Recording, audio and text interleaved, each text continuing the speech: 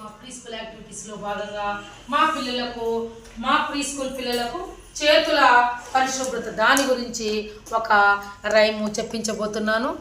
పిల్లలు, శుభ్రత అంటే ఏమి చెప్పండి. చేతుల శుభ్రత అంటే ఏమి? ఏం చేయాలి? మనము అన్నం ఏమేసి కడుక్కోవాలి? Very good, very good. ఇప్పుడు అందరూ నిశ్శబ్దంగా సైలెంట్గా ఉండి దీని తర్వాత చెప్పాలి. ఓకేనా? చెప్పండి. పాపాయి జీవితం, పాపాయి జీవితం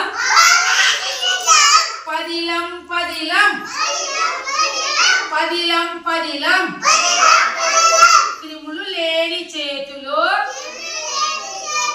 క్రిములు లేని చేతులు ఎంతో శుభ్రం, ఎంతో శుభ్రం. గోళ్ళలోన మురికి, గోళ్ళలోన మురికి, ఆటలోన దుమ్ము, ఆటలోన దుమ్ము. నురగతో పోయే, నురగతో పోయే. తినక ముందు చేతులు, చెప్పమ్మా నాన్న చెప్పు. తినక ముందు చేతులు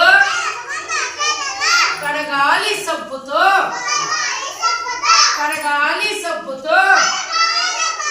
కూరగాయ పండ్లు, కూరగాయ పండ్లు కడగాలి నీటిలో, కడగాలి నీటిలో, కడగాలి నీటితో. మరుగుదొడ్డి మూల, చెప్పాలమ్మా చెప్పు వికాస్. మరుగుదొడ్డి మూల కొంచెం ఉండే క్రిములు, కొంచెం ఉండే క్రిములు. వాడాలి సబ్బును, వాడాలి సబ్బును. తరమాలి క్రిములను, తరమాలి క్రిములను. కావాలి పాపాయి, కావాలి పాపాయి పదిలం పదిలం, పదిలం పదిలం.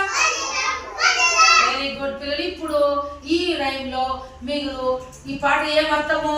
మనము తినక ముందు మనము సబ్బుతో బాగా నురుగు వచ్చేంత వరకు సబ్బుని వేసుకొని రుద్ది శుభ్రంగా కడుక్కోవాలి కదా చేతులు.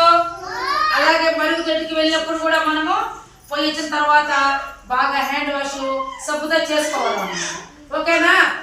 మరుగుదొడ్డికి వెళ్ళినప్పుడు ఇంటి దగ్గర కానీ ఇక్కడ కానీ చెప్పులు వేసుకొని వెళ్ళాలి. ఓకేనా? వారంలో ఒకరోజు మన నెయిల్స్ ని ఇక గోర్లు శుభ్రంగా కట్ చేసుకోవాలి. లేకపోతే మురికి చేరిపోయి తినే ఆహారంలో కడుపులోకి వెళ్ళిపోతుంది. కడుపులో నులి పురుగులు పడిపోతాయి, కడుపు పెద్దగా అయిపోతుంది, ఎప్పుడు మీకు కడుపు నొప్పి వస్తుంది. ఓకేనా? బాగుందా? నచ్చిందా ఇది మీకు రైము? Very good. క్లాస్ కొట్టండి.